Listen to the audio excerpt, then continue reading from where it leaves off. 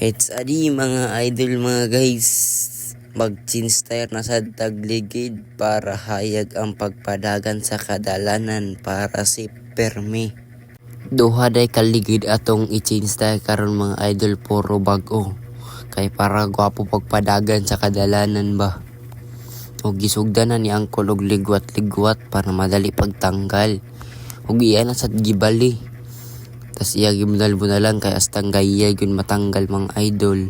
Og kitaan ni samtang nagtanaw sa iya, maminaw ta og unsa niya pagtanggal. Kay para sa sunod ba kita na sal makabalo.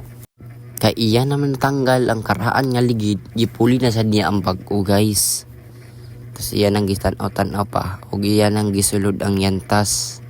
Iya pang gisite-site og unsaon niya pagsulod kay murag dako og gamay. Kay nasulod naman ni Uncle guys mga idol. Iyan na sa gibot niya og hangin para moburot na ma.